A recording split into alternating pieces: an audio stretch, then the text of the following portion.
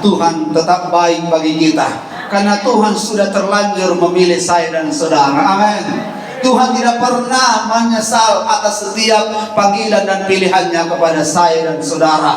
Bagaimanapun bentuk kita, miskinkah kita dulu, sakit-sakitankah kita, menderitakah kita, melaratkah kita, broken homekah rumah tangga kita, liarkah anak kita, tapi ketika Tuhan memilih kita, Tuhan pasti akan terus memulihkan keadaan kita masing-masing. Katakan amin.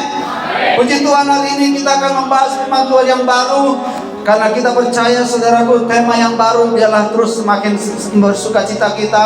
Dan minggu yang lalu kita sudah lihat Tuhan akan terus memberikan satu kasih karunia sehingga hidup kita semakin berlimpah-limpah. Hari ini dikatakan dalam judul firman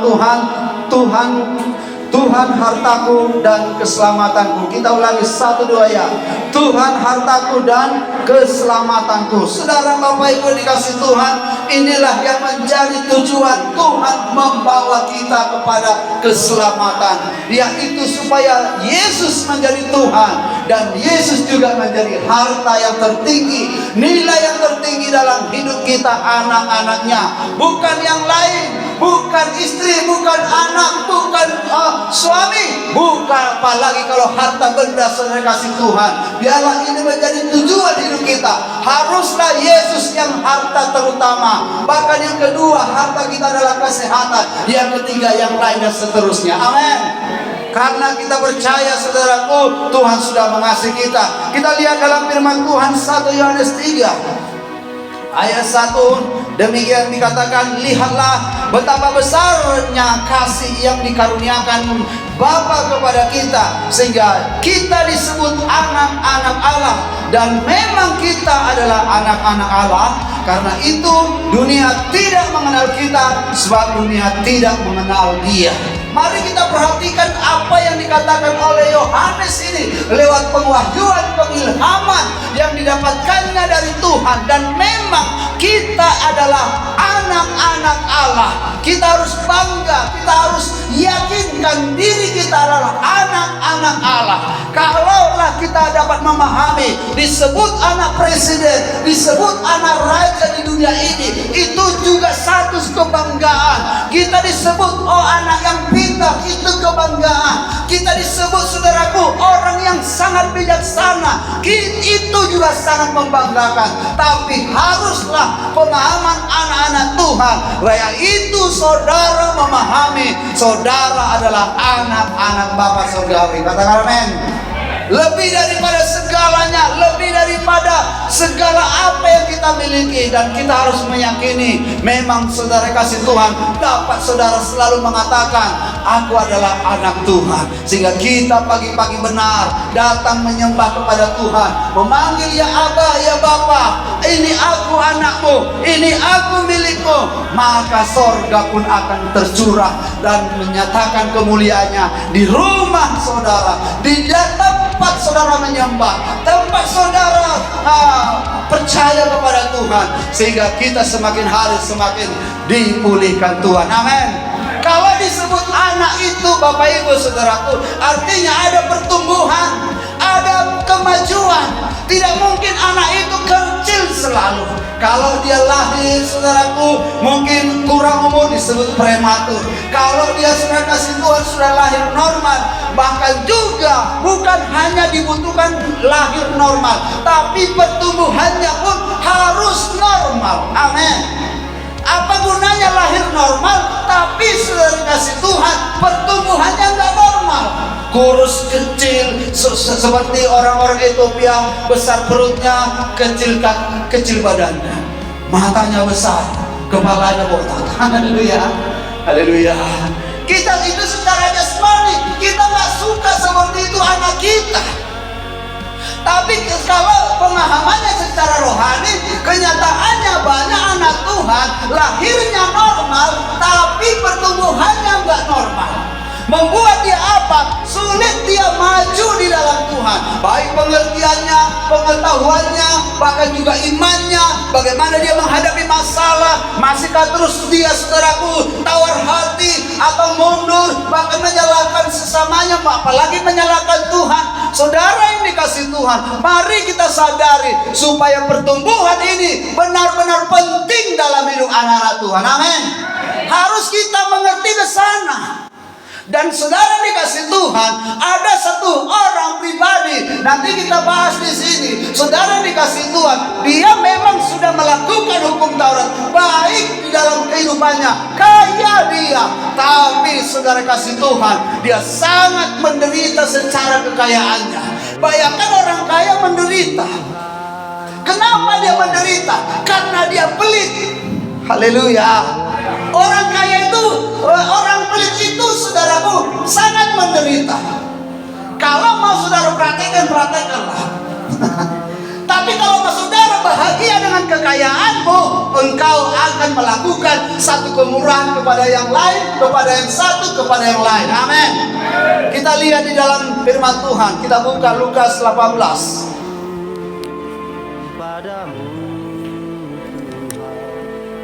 Lukas 18 ayat 18 sampai dengan 27.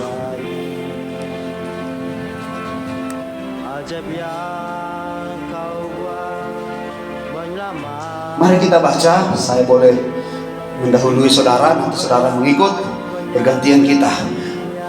Ada seorang pemimpin bertanya kepada Yesus, katanya, "Guru yang baik, apa yang harus aku perbuat untuk memperoleh hidup yang kekal?"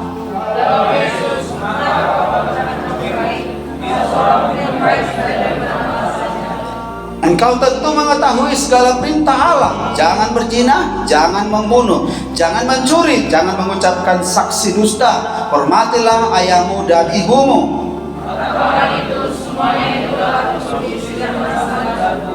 Mendengar itu, Yesus berkata kepadanya, "Masih tinggal satu hal lagi yang harus kau lakukan.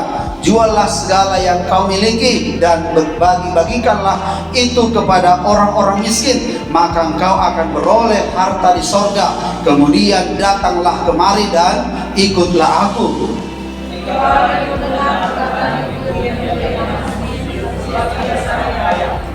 Lalu Yesus memandang dia dan berkata, "Alangkah sukarnya orang yang beruang masuk ke dalam kerajaan Allah."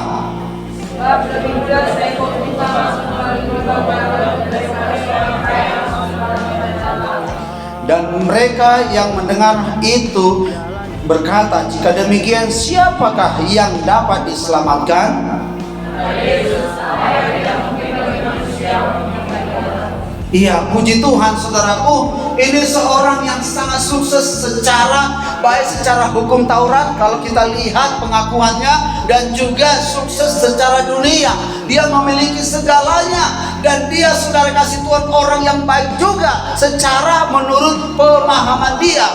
Karena perasaan dia, karena dipikirnya dialah yang menjadi, saudara kasih Tuhan, sudah dapat melakukan hukum-hukum Taurat. Tapi kita bisa lihat saudaraku, ketika Yesus menyampaikan sesuatu keinginannya, yaitu supaya dia meminta menjual hartanya, maka mulailah dia berhati-hati, mulai dia berpikir panjang, mulai dia merasa sedih karena banyak hartanya. Inilah saudaraku yang dikasih Tuhan, perlu kita melihat supaya jangan sampai kita anak Tuhan melakukan yang sama. Mungkin kita, saudara kasih Tuhan, tidak sekaya yaitu yang disebut tadi pemimpin ini. Mungkin kita masih sederhana, punya rumah kontrakan atau sewaan, itu pun mocok-mocok, harus digedor dulu baru dibayar.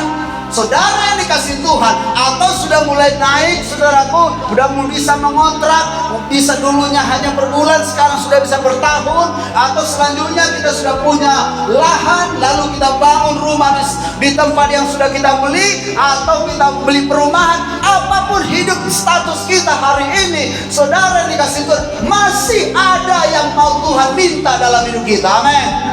Bukan berarti ketika kita sudah melayani, lalu Tuhan tidak ada lagi permintaannya kepada saya dan saudara. Apapun, sehebat apapun pelayanan kita, masih ada tetap Tuhan mau meminta dari hidup kita. Apa yang Tuhan minta, yaitu waktu kita. Apa yang mau Tuhan minta? Talenta kita. Apa yang Tuhan minta? Tenaga kita. Apa yang Tuhan minta? Hati dan pikiran kita. Supaya apa? Benar-benar kita mengerjakan permintaan Tuhan. Haleluya. Kita bisa lihat reaksi daripada orang kaya itu. Dia sedih hatinya. Responnya begitu, saudara kasih Tuhan, tidak menyenangkan. Makanya saudara, kalau firman Tuhan pada hari Minggu, di rumah Tuhan atau di Sion, Tuhan menempatkan 2 batu. Haleluya. Batu pertama, batu sentuhan. Yang kedua, batu sandungan. Betul? Firman Tuhan minggu lalu. Haleluya. Lalu ketika kita mendengar firman Tuhan, respon kita dengan segenap hati, serius, sungguh-sungguh kita, maka itu akan menjadi batu sentuhan dalam hidup kita. Ketika kita mendengar firman Tuhan, hati kita sedih seperti orang kaya ini, atau merasa kita nggak enak, oh si anu itu udah menyentil saya, sudah menembaki saya, maka itu akan menjadi batu sandungan. Tuhan menempatkan 2 batu di Sion.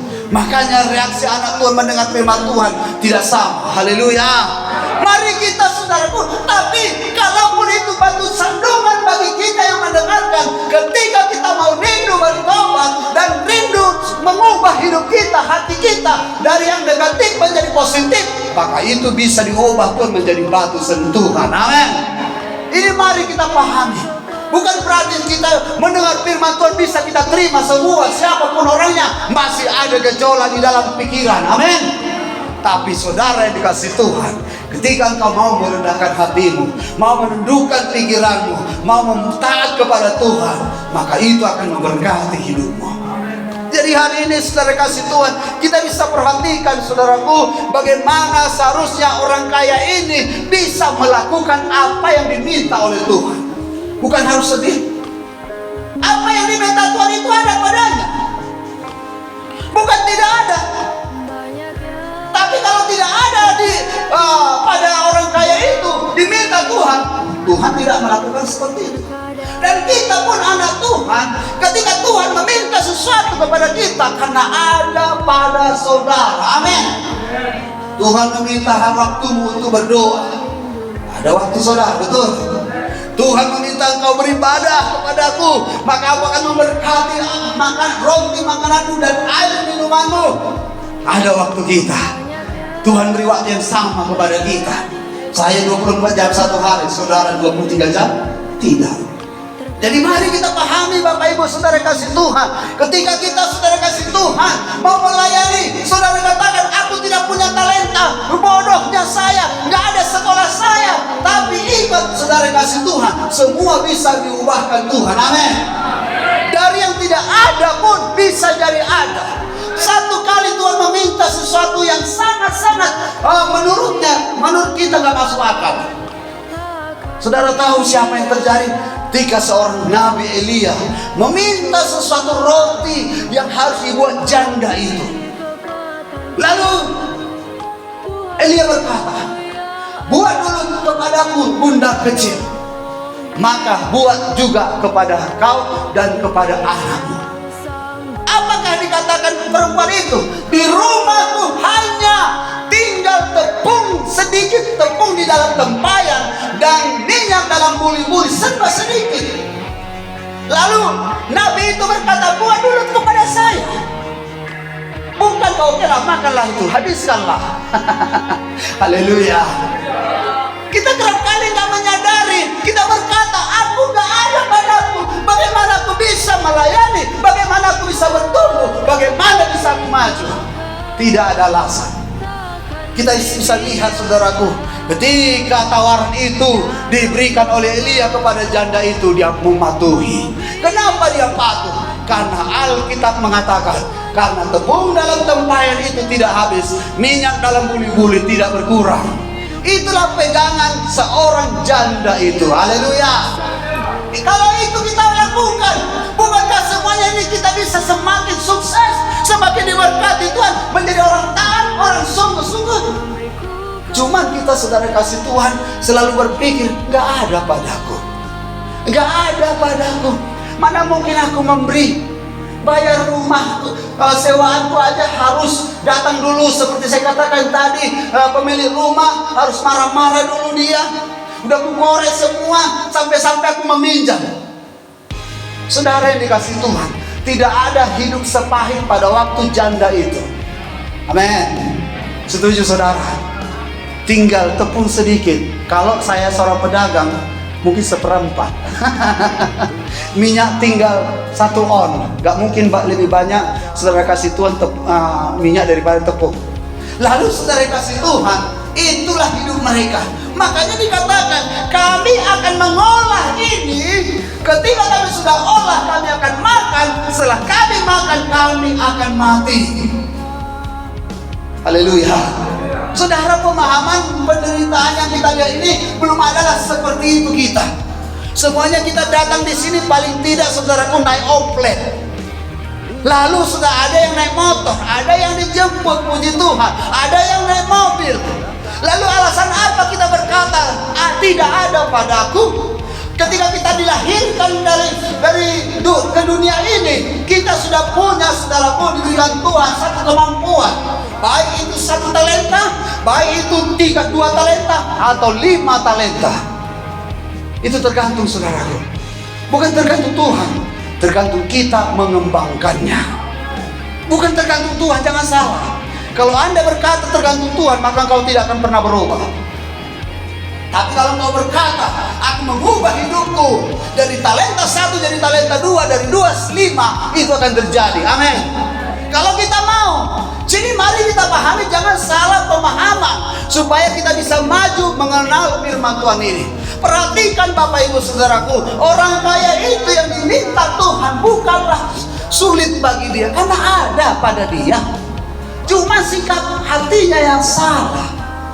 Lalu kita pun demikian. Pertama kali Tuhan menyuruh kita melayani, ataupun orang pemimpin kita menyuruh kita melayani, atau lebih dekat lagi, lebih sungguh-sungguh lagi, maka mulai pendapat kita berbeda. Ketika pendapat kita mulai negatif terhadap pemimpin kita, maka sampai kapanpun kita tidak akan pernah melayani karena berbagai alasan kita. Tapi ketika kita respon, maka saudara kasih Tuhan, hidup kekal itu saudaraku, kalau Anda pahami, bukan hanya waktu saudara lahir baru. Makanya dikatakan dalam Filipi 2 saudaraku, ayat 14, supaya kita mengerjakan keselamatan kita dengan takut dan gentar. Artinya mengerjakan, sampai kapan saya mengerjakannya? Sampai mati. Haleluya. Sampai kita gak bisa lagi bergerak, oke, gak bisa lagi saya melayani.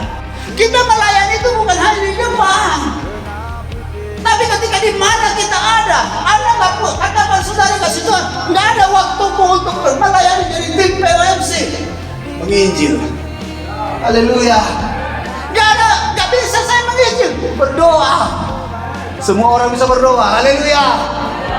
Tuhan berkati tetanggaku ini, nggak pandai saya ngomong memang Injil Tuhan, tapi ketika aku mengajak dia, hatinya luluh. Ketika aku mengatakan Yesus mengasihimu. Cuman kita kan nggak peduli, itu aja. Kita berpikir kalau melayani hanya di depan, lalu kita nggak memahami apa yang diminta Tuhan. Pergilah beritakan Injil, itu permintaan juga kawan. Bukan hanya tadi berikan semua hartamu lalu berikan kepada orang miskin, bagi-bagikan. Bukan itu saja.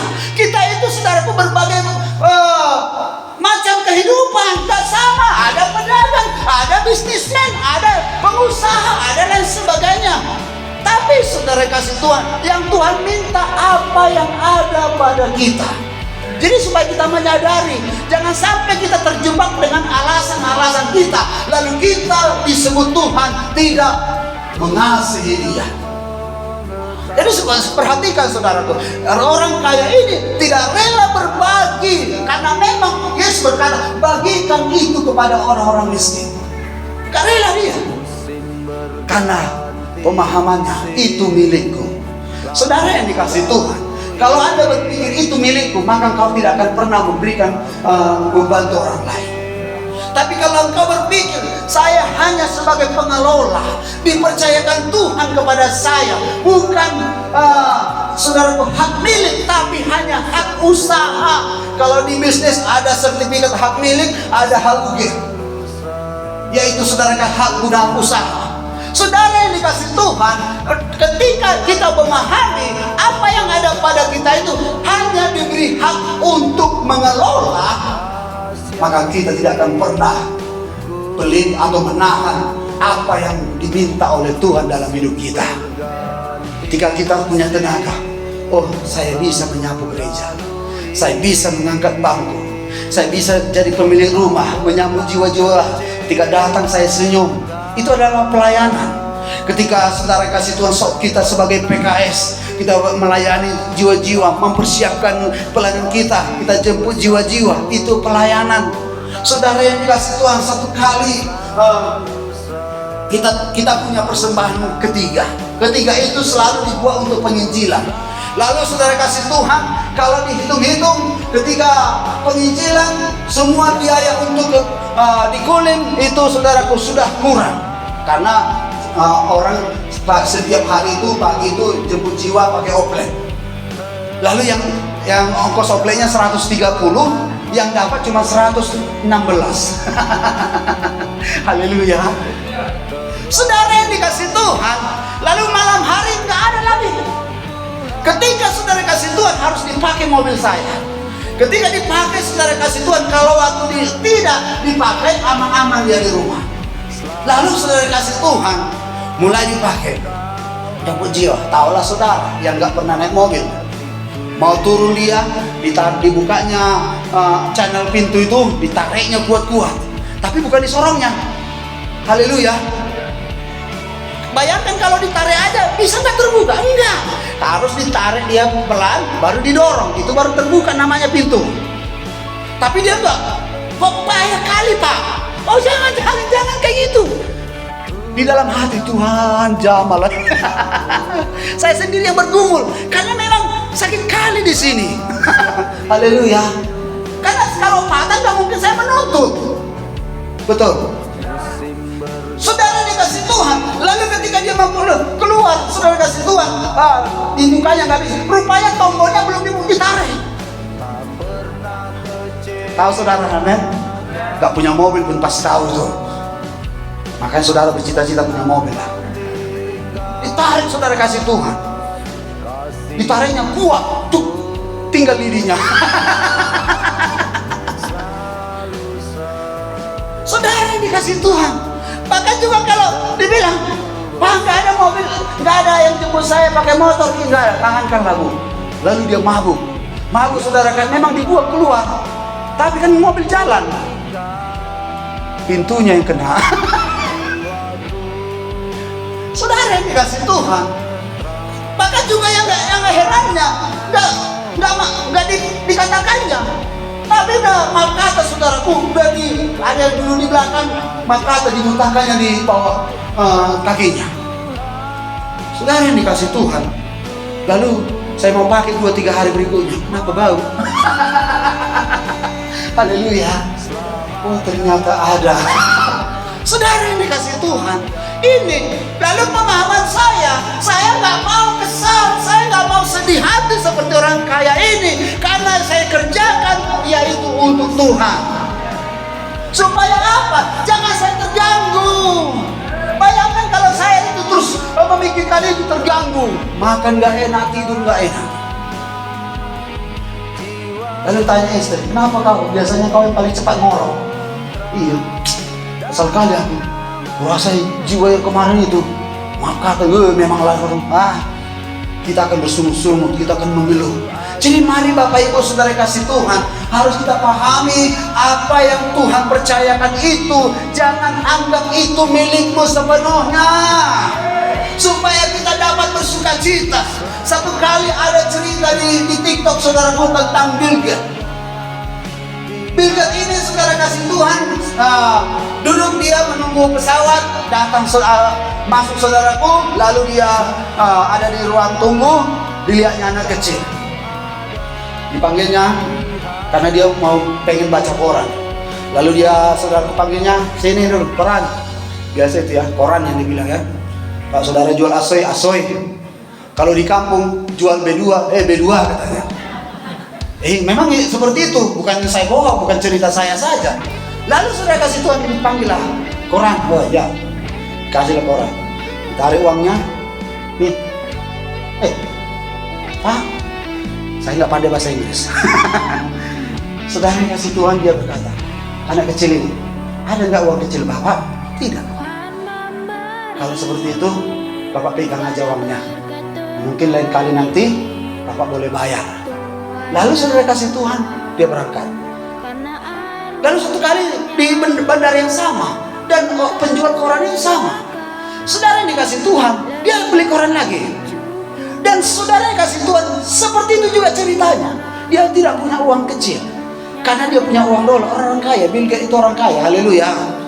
Lalu saudara yang kasih Tuhan, dan dia direnung-renungkan. Saudara yang dikasih Tuhan, lalu udah semakin kaya lah Bill Gates ini. Lalu disuruhnya ajudannya, asistennya mencari dia di bandara. Coba cari dulu anak kecil, ciri-cirinya seperti ini, begini. Lalu cari, gak ketemu. Rupanya dia udah pindah pekerjaan. Lalu ketemu saudaraku, dibawa dia ke kantornya. Sekarang aku sangat kagum kepadamu, katanya kepada si orang penjual koran ini. Ada apa Pak? Iya, kamu bisa memberi sesuatu kepada seseorang, padamu pun sangat-sangat membutuhkan. Lalu apa dijawabnya? Anak kecil itu, karena dia mulai agak mungkin setahun 2 tahun baru dapat jumpa, dia saudara kasih Tuhan berkata, ketika aku memberi itu Pak, aku bahagia. Haleluya. Lalu saudara kasih Tuhan, dia sangat-sangat terpukul. Kenapa? Seharusnya kalaulah kita dapat pahami secara manusia, okelah tidak ada uang kembali. Gak usah kita ini. Kalau ada uang parkir, kalau ada parkir saudaraku, dia pura-pura dia bilang gak ada uang kecil, udah ambil aja lah. Padahal pura-puranya dia, haleluya. Tapi kalau tukar dulu. Tukar, ya kan ada tukar, ya ibu lah. Haleluya. Saudara yang dikasih Tuhan, ambillah. Seharusnya seperti itu, tapi dia tidak melakukan dan tidak mencari sampai terjadi 2 kali. Makanya dia begitu saudaraku kepo, lalu mencari yaitu anak tersebut, lalu ketemu, sehingga dia berkata, sekarang apa yang kau minta padaku? Semuanya sudah ada. Oh, kau minta rumah, mobil dan lain sebagainya, pekerjaan dan lain sebagainya. Lalu dia bilang, saya tidak meminta sesuatu, karena apa yang saya lakukan itu untuk kebahagiaan saya. Haleluya. Jadi mari kita pahami, apa yang kita lakukan itu, memberi atau membantu seseorang itu untuk kebahagiaan kita. Bukankah Yesus berkata yang berbahagia itu adalah orang yang mendengar dan melakukannya, bukan orang yang bohong. Hebat kau ya Maria, hebat kau ya saudara-saudara Yesus, kau itu memang luar biasa. Lalu saudara Yesus berkata, yang berbahagia itu adalah orang yang mendengar dan melakukan firman Tuhan. Hari ini saudara kasih Tuhan, apa harta yang paling tertinggi dalam hidup kita? Karena memang tadi kita sudah lihat, orang kaya itu harta yang paling tertinggi bagi dia.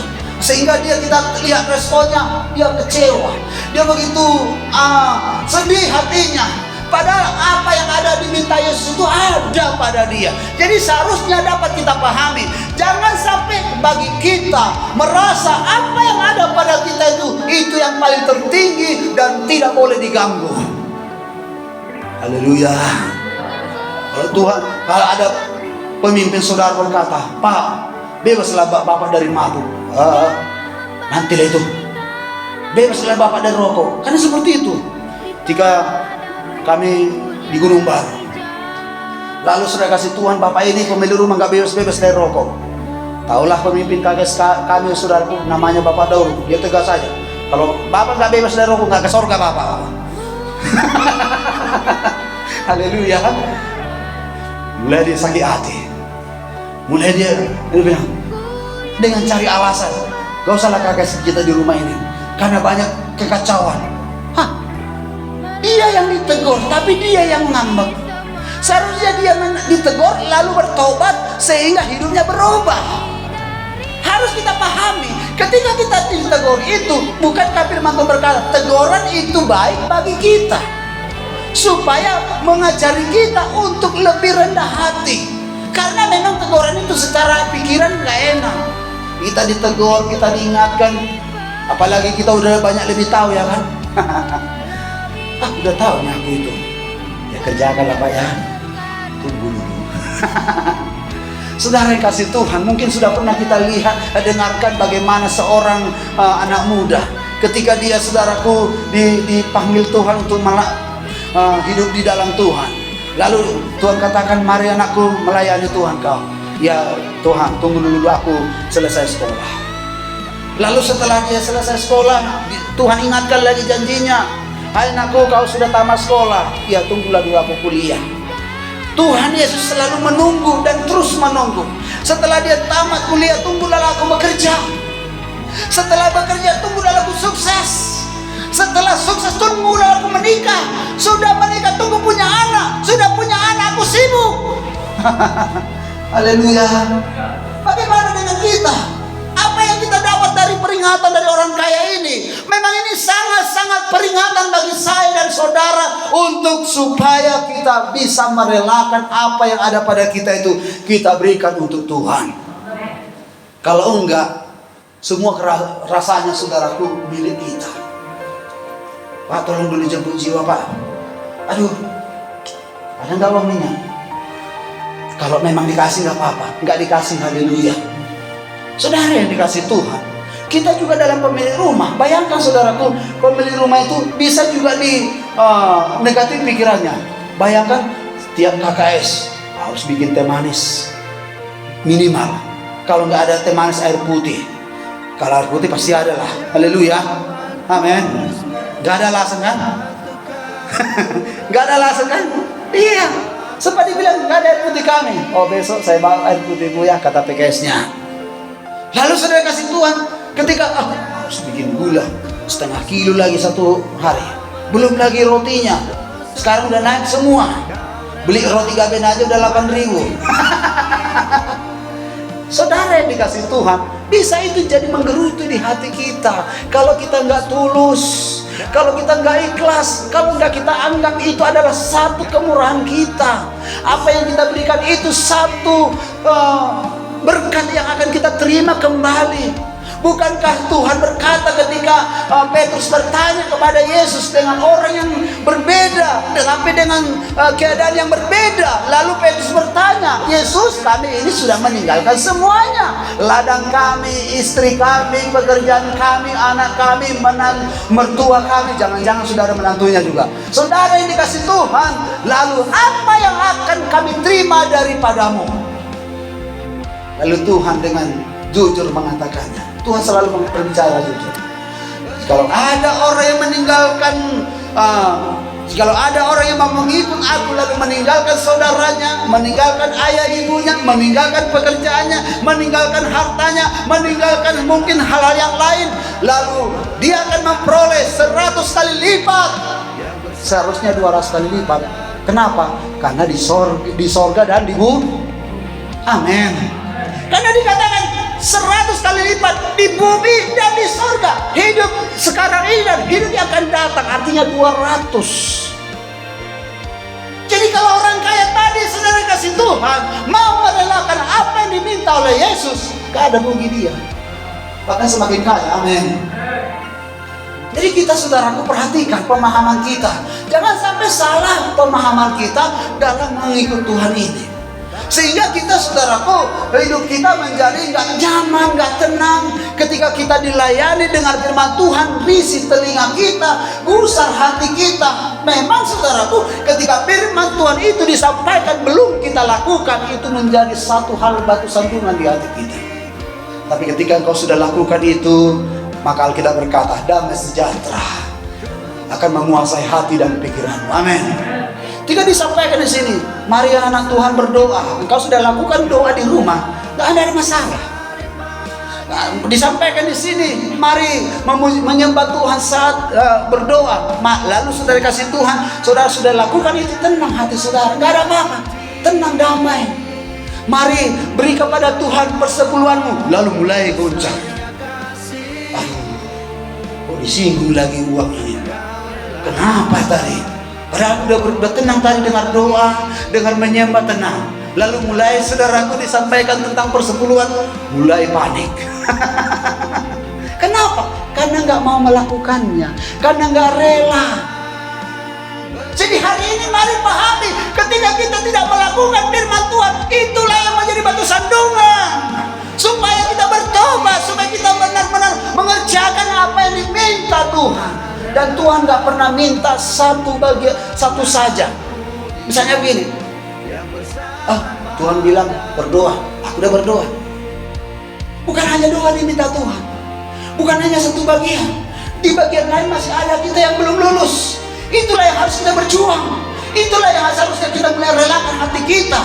Kalau ada sudah lulus beribadah hari Minggu, lalu harus dituntut untuk beribadah KKS, kita harus berjuang, walaupun harus saudaraku mengabaikan pekerjaan kita yang harus kita kerjakan, supaya bisa kita KKS, supaya kita bisa berdoa syafaat, supaya kita bisa melayani. Saudara yang dikasihi Tuhan, inilah yang harus menjadi satu kerinduan kita. Mari Bapak Ibu Saudaraku, perhatikan hidup kita. Apakah memang sudah jangan sampai cerita orang kaya ini Bapak Ibu Saudaraku ada pada kita. Dan kita lihat, coba kita perhatikan kalimat ini. Juallah segala yang kau miliki. Seperti saya katakan tadi, artinya kita tidak berhak memiliki apa yang sebenarnya kita miliki, karena sudah dijual. Arti dijual itu kita tidak punya hak lagi. Amin. Ketika Tuhan meminta itu, artinya apa yang ada pada kita itu, jangan pandanganmu itu milik saudara sepenuhnya, tidak boleh diganggu, tidak boleh dipinjam, tidak boleh dipakai, tidak boleh diganggu. Saudara dikasih Tuhan, kita yang merasa tersiksa ketika saudara pinjam dulu motormu, lalu nggak rela kita, habis minyaknya itu, jangan-jangan nanti jatuh pula dia. Kan udah sujud kita. Tapi coba kita tulus, kita ikhlas. Pakai motor kan? Kemana kan? Tapi hati-hati ya. Baik, amin. Ketika seperti saya katakan, rumah KKS di rumah saudara, ketika kita tulus melakukannya, seberat apapun pekerjaan itu, pelayanan itu, bisa kita hadapi. Bisa kita hadapi. Hidup ini sebenarnya enggak menderita banget kok. Karena apa? Karena Tuhan sudah berikan jalan keluar. Selalu ada jalan keluar. Ketika kita dalam bahaya, ada Tuhan berkata, jangan kamu takut, ada malaikat Tuhan menjaga kau. Ketika kita saudara kasih Tuhan, mulai gak ada uang, mulai timbul pikiran khawatir, maka Tuhan suruh, lihat burung di udara. Belajar, artinya belajarlah kau kepada burung-burung di udara. Padahal sebenarnya lebih mulia kita kan, tapi Tuhan suruh harus belajar kepada yang tidak mulia. Betapa saudaraku, sebenarnya Tuhan mengatakan itu kepada orang yang tidak mengerti sebenarnya tentang kerajaan surga. Tapi kalau kita dalam keadaan apapun gak perlu khawatir lagi, gak perlu harus meneladani burung di udara. Betul nggak? Cuman karena seperti orang Israel itu, karena kedegilan hatimu, akhirnya Tuhan contohkan, perhatikan burung-burung di udara. Mereka tidak menabur, mereka tidak menanam, mereka tidak punya lumbung. Bapamu di sorga memberi makan. Lalu ketika kita merasa tidak berharga, orang sudah sukses, kita begini dan masih di bawah standar, Tuhan berkata, lihat bunga-bunga di taman, di padang. Jadi sebenarnya nggak perlu kita harus melihat itu, memperhatikan itu, supaya kita saudara kasih Tuhan tetap tenang. Keadaan apapun kita tetap tenang, apapun yang kita alami tetap tenang. Kenapa? Karena Tuhan memberi damai, memberi kelegaan bagi setiap orang-orang yang percaya kepadanya. Jadi jangan sampai lebih terhormat burung daripada saudara. Amin. Haleluya. Ini kerap kali kan kita sadari, kita terus khawatir. Udah dengar firman Tuhan hari Minggu, hari Senin mulai masih ada lah tinggal. Hari Selasa udah mulai datang khawatir. Memang gak kita pungkiri kekhawatiran itu datang, tapi jangan bertahan. Jangan kau pegang kekhawatiran itu. Tuhan gak suruh pegang kekhawatiran. Yang Tuhan suruh engkau percaya. Ketika kita percaya, tenang kita, itu saja. Saudara yang dikasih Tuhan, satu kali begini, Bapak Ibu yang minggu yang lalu, saya bilang, Pak, di rumah Bapak lah sekalian ucapan syukur dan Bapak Ibu ya. Lalu dia bilang, belum dulu Pak. Kenapa? Aduh, masih was-was ini, masih belum tenang lagi. Loh, saudara yang dikasih Tuhan, seandainya dia percaya kepada Tuhan, sudah banyak doa anak Tuhan, sudah banyak anak Tuhan yang menolong, sudah banyak firman Tuhan. Gak perlu lagi harus saudara kasih Tuhan berkata, gak bisa Pak, karena hati kami belum tenang. Lalu sudah lulus, ada anaknya mau tentara, lulus dia, Pak, ucapan syukur besok ya, hari Senin. Saya berpikir, kalau dari dulu kau bilang udah tenang kita, gak perlu 2 kali ibadah. Haleluya. Saudara yang dikasih Tuhan, tapi karena kekhawatiran hatinya, katanya gak tenang dia. Oh, saudara kasih Tuhan, akhirnya seperti itu. Jadi kita saudara kasih Tuhan, kalau kita tenangkan hati, karena dalam keadaan apapun kita ini, tidak ada namanya saudaraku nggak ada masalah. Bahkan juga mau makan pun bisa jadi masalah. Yang dihabiskan anak kita lah, ikannya tinggal kepala semua. Ya nggak apa-apa, karena memang saudara kepala. Haleluya. Lalu anak kita berkata, kenapa tinggal kepala semua? Aku kan kepala nih. Oh bagus itu Pak, sesuai. Tenang hati kita. Ya dimakan aja. Kalau nggak ada mau dimakan nggak terima, ya beli aja kan selesai. Cuman kita marah-marah dulu kan, emosi dulu. Padahal akhirnya beli juga. Itu yang terjadi seperti itu. Seandainya orang Israel mau meminta kepada Tuhan, beri kami daging, beri kami daging, kami sudah rindu makan daging. Lalu pasti permohonannya diterima. Tapi nggak menggerutu dulu, marah-marah dulu, emosi dulu, sampai-sampai mau minta minum orang Israel, sampai marah itu si Musa, sehingga dia nggak sampai ke tanah Kanaan. Bapak Ibu saudara kasih Tuhan, reaksi kita dalam menghadapi keadaan itu perlu harus tuntunan Tuhan. Makanya Tuhan berkata, hendaklah kau tenang supaya kau dapat berdoa, sehingga hati kita saudaraku tenang. Semuanya bisa kita hadapi, semuanya kita bisa atasi. Saudara bayangkan begini saudara, kalau kami mengambil satu hal yang negatif, sudah mau jemput jiwanya anak saya, lalu dia jatuhkan, ditabrak mobil, lalu saudara kasih Tuhan patah, dioperasi. Setelah dioperasi rusak lagi karena dia sibuk melayani Tuhan. Belum sembuh total tapi dituntut untuk melayani Tuhan, paling tidak kipot. Saudara yang dikasih Tuhan lalu mau main lagi, diulang lagi saudara kasih Tuhan. Ketika sudah diulang, bernanah lagi operasinya. Saudara yang dikasih Tuhan, saya tenang aja. Kenapa tenang? Karena saya tahu semuanya akan mendatangkan kebaikan. Gak ada merasa, kenapa? Kok kayak gitu ya? Salahkan dokter, salahkan ini, cari koreksi ini. Selesai, habis tenaga kita di situ. Ya sakit ya diobati, ya perlu dioperasi, operasi lagi. Gak jadi masalah. Memang kalau harus kita memberi waktu kepada anak kita, ya nggak apa-apa. Memang harus saya baik bekerja, baik melayani, baik mengurus anak, mengurus ini. Saya nggak menjadi satu marah sama saya. Lalu anak saya waktu dia mau operasi ulang, dia bilang begini, paham aku Tuhan ini, mau jemput jiwanya aku, mau melayani aku, bukannya bermain-main saya. Menangis dia. Kami teguhkan, itu biasa, karena dia masih labil. Haleluya.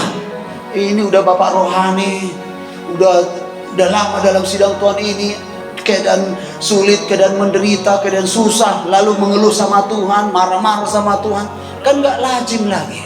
Mari kita hidup itu dengan wajar aja. Amin. Ya ada masalah hadapi, ada tantangan hadapi. Jangan kita yang menjadi duluan panik saudaraku. Bukankah seperti itu murid-murid? Datang badai itu mereka panik, mereka marah-marah, gak peduli kalau Tuhan mau mati kita ini. Haleluya. Ya kan demikian Petrus berkata, gak peduli kau Tuhan. Maka sering kita berkata, keadaan buruk kita, oh begini keadaan saya, kok menderita kali saya, gak peduli Tuhan. Saudara yang dikasih Tuhan, Tuhan mau melihat imanmu. Bukankah Tuhan berkata, di mana imanmu? Kembali dimarahi. Jadi mari kita Bapak Ibu Saudara perhatikan ini. Jangan kita menjadi satu datang bahaya itu, datang keadaan buruk itu, kesusahan itu, lalu kita mengeluh, lalu kita mempersalahkan Tuhan dan keadaan apapun. Saudara yang dikasih Tuhan, mari pahami jalan Tuhan. Kita lihat dulu satu firman Tuhan saudaraku dalam 2 Korintus 3 ayat 10.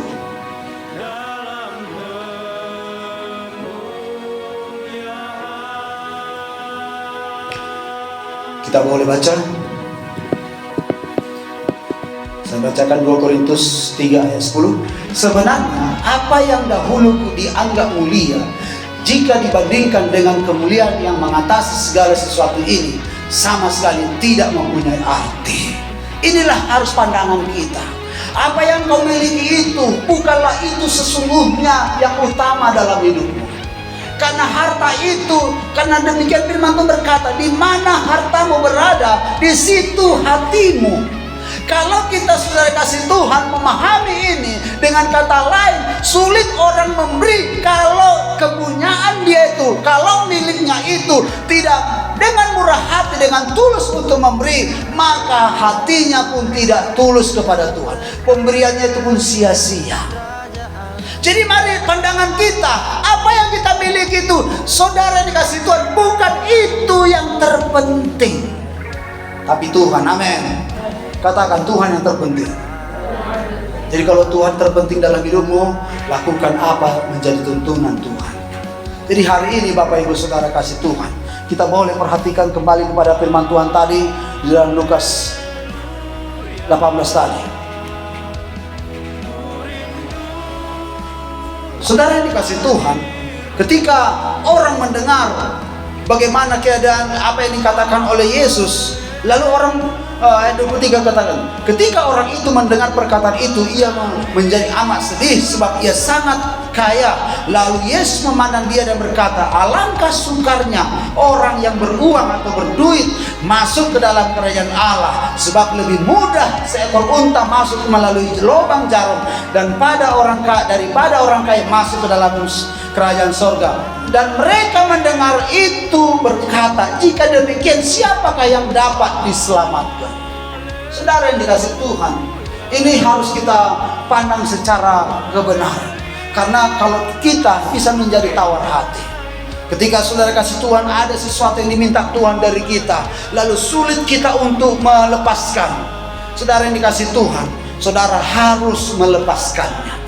Tidak mungkin saudara akan pegang itu, tidak mungkin saudara pertahankan itu. Mungkin ada kelemahan-kelemahan kita, mungkin masih ada dosa yang masih terus mengikat kita, yang mengganggu kita, yang membuat kita saudara pun tidak sepenuhnya kepada Tuhan. Lepaskan itu. Lepaskan itu. Kalau mungkin karena kekayaan, lepaskan itu. Karena cukupkanlah apa yang ada padamu. Sebab Allah berfirman, Tuhan tidak akan pernah meninggalkan kita dan tidak pernah membiarkan kita. Amin. Saudara harus berpengertian, ini bukan milik saya. Saya harus memberikannya, saya harus rela melakukannya. Tuhan gak minta apa yang tidak ada, tapi apa yang ada pada kita. Saya kira semua kita punya ada. Kalau engkau berkorban hari ini, katakanlah paling tinggi ada yang 1 juta. Ingat, 5 juta lagi masih ada di rumah saudara. Kalaulah saudara berkorban hari ini 500.000, mungkin 5 juta masih ada di rumah. Mungkin kalau saudara berkorban 100.000, mungkin masih ada di bank 10 juta. Saudara yang dikasih Tuhan, kerap kali kita berpikir aku nggak punya uang. Tapi ingat Bapak Ibu Saudaraku, Tuhan meminta apa yang ada. Amin. Jadi jangan kita bersungguh-sungguh. Lakukan saja, sukacita saja. Walaupun Anda mungkin punya iman untuk diberkati lewat korban saudara, lakukan aja karena firman Tuhan mengatakannya. Jadi hari ini jaga jaga sikap hati kita. Karena jangan sampai ketika Tuhan meminta sesuatu kepada kita untuk kita tinggalkan hal yang buruk itu, lalu hati kita sedih, lalu kita meninggalkan Tuhan. Kan sayang. Udah lama kita berjuang dalam sidang Tuhan, udah lama kita berjuang untuk mengikut Tuhan. Tapi sesuatu hal, perhatikan, orang kaya itu sudah melakukan yang baik dalam hidupnya, tidak berzina, tidak mencuri. Karena orang kaya suka kemana saja karena punya duit. Haleluya. Makanya orang kaya, saudara kasih Tuhan, anak Tuhan yang kaya semakin hati-hati. Jangan sampai saudaraku kekayaan itu menjadi jerat bagi kita. Makanya seperti ada orang berkata, kalau dulu masih kita orang-orang yang masih miskin-miskin, gak ada yang naksir sama kita, walaupun udah bapak-bapak. Tapi saudara berdasi, berjas, boleh ada mengganggu. Haleluya. Jadi saudara yang kasih Tuhan, mari kita jangan sampai terjebak. Kita lihat saudara yang kasih Tuhan, baik di dalam Alkitab banyak orang terjebak karena uang. Baik itu saudara yang kasih Tuhan, Bileam, bahkan karena sudah nyaman itu jatuh ke dalam dosa, udah aman dia. Jadi sebenarnya ketika kita sudah mulai diangkat Tuhan, disitulah kita harus berhati-hati. Semua kita harus berhati-hati. Amin. Kita hebat dipakai Tuhan. Datang orang memuji kita, hebat Bapak ya, luar biasa ya. Tuhan Yesus memberkati. Gak perlu oh iya ya. Siapa dulu? Kita diberkati Tuhan, punya mobil, punya rumah. Oh kaya Bapak ya, hebat Bapak ya, luar biasa Bapak ya. Ya puji Tuhan. Ya pinjam sekali-sekali Pak ya. Oh nggak boleh. Jangan seperti itu. Kita saudara kasih Tuhan harus dapat memahami. Karena yang Tuhan minta yang terakhir dalam hidup kita, Lukas 14 ayat 33. Itu sebab itu dikatakan, kasihilah Tuhan Allahmu dengan segenap hatimu, dan dengan segenap jiwamu, dan dengan segenap akal budimu, dan dengan segenap kekuatanmu. Itulah hukum yang pertama dan utama. Hari ini apa yang kita kasih? Memang seperti tadi, harta yang dikasihi, harta yang sangat mengikat dia, harta yang menjadi berjerat bagi dia untuk masuk ke dalam kerajaan surga. Jangan sampai sesuatu yang sulit kita tinggalkan, sulit kita lepaskan, itu yang menjerat kita untuk tidak masuk surga. Padahal kita sudah lahir baru, padahal kita sudah mengikut Tuhan, sudah melayani, apapun status kita, hati-hati. Amin. Jangan sampai keadaan-keadaan mungkin yang masih masa lalu kita mengikuti kita, jangan sampai itu yang menjerat kita, membuat itu kita tidak maju di dalam Tuhan. Jadi hari ini Bapak Ibu Saudaraku, kasihlah Tuhan Allahmu dengan segenap hatimu, dengan segenap jiwamu, dengan kekuatan. Itulah yang Tuhan minta kepada kita. Tidak banyak Tuhan minta, tapi ketika ada pada kita, pastilah bisa kita berbuat. Amin. Mari kita bangkit berdiri. Kita menyembah Tuhan. Kita katakan, Aba Bapa, Aba Bapa, Kau segalanya bagiku.